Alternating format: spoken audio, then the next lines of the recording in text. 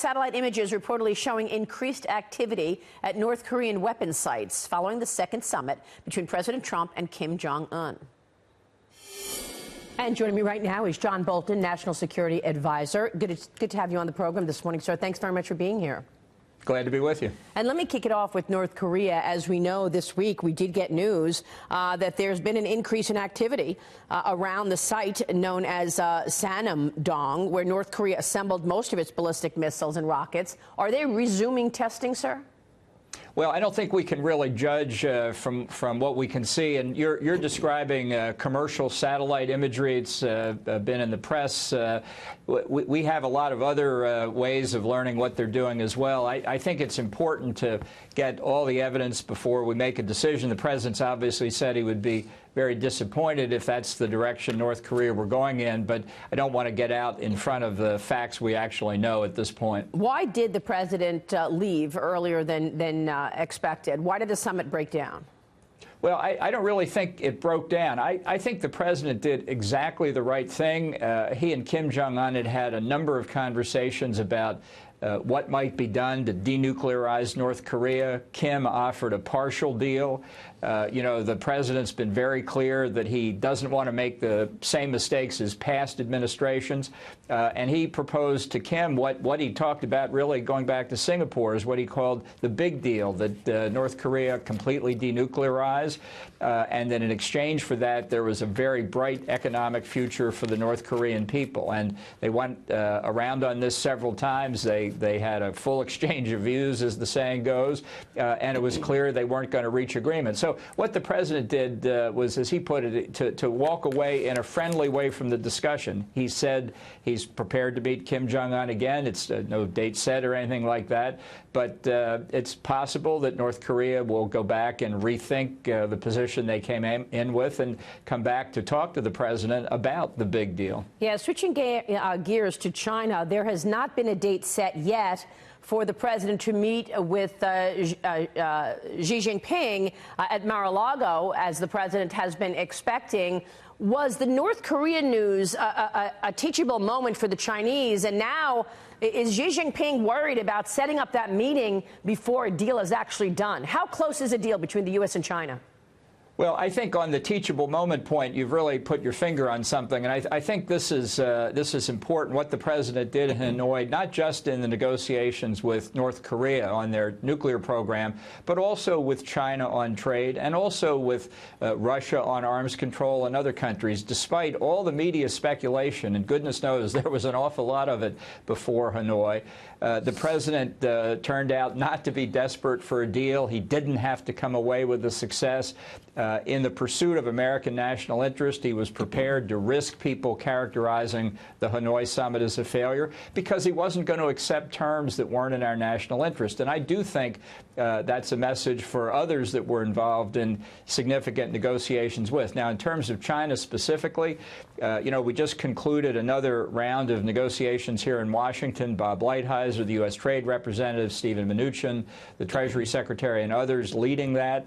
I believe the negotiators think they made a lot of progress, but would also say there's work to be done.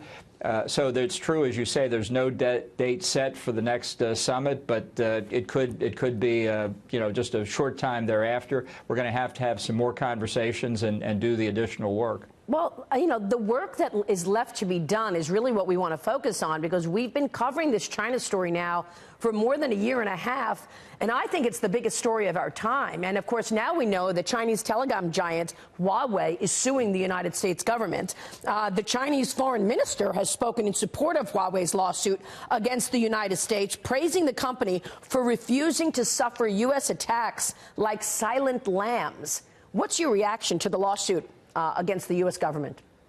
Well, there are a couple of aspects to this. Number one, the United States, along with a number of other countries, allies and friends of ours, some time back decided not to procure Huawei equipment for our national security-related telecommunication systems, and I think for very, very good reasons. People sometimes call the concern the Manchurian chip problem, that something gets into the telecommunication system that can be activated down the road. This is a very serious threat. So let Huawei do whatever legal maneuvers they want to do. I'm confident of the outcome of that. You know, the Justice Department also indicted the chief financial officer of Huawei. That was not a political act either. She was accused of financial fraud. The extradition proceedings have begun in Canada. If an American company with an American CFO had done what the Justice Department accused Huawei of, we'd throw the book at them. It's just as simple as that. So I don't think anybody's going to argue, at least I'd be surprised if they did, that a foreign company and a foreign CFO ought to get better treatment than an American company and an American CFO would get. Well, it's bigger than that. I mean, this company is saying that the U.S. is destroying Huawei's reputation. We had Secretary of State Mike Pompeo in the studio just 2 weeks ago when he came back from his Europe trip, and he basically told our European friends, if you're using Huawei telecom infrastructure, we're probably going to have to share less information with you because these are national security risks. How much of a threat in terms of national security is Huawei's telecom? Well, it's significant, and that's why we suspended U.S. government procurement of their systems. This is particularly applicable in fifth-generation telecommunications, where the presence of suspect material really almost anywhere in the system, not at the key communications nodes, but throughout the system, can be used for espionage or disruption purposes. This is the Manchurian chip issue.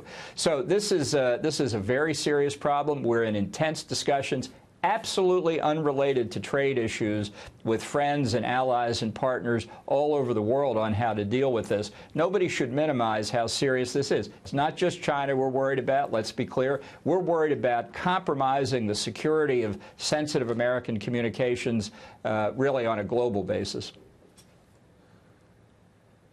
But that's what I'm getting at. I mean, you know, when you take a look at the culture of China, I mean, espionage, forced transfer of technology, IP theft, all of these things have been in the Chinese culture. So I want to get your take on that. I mean, I recognize that China can buy more stuff from the U.S. and they can open up their markets to financial services. But what else really can we do to move the needle on this?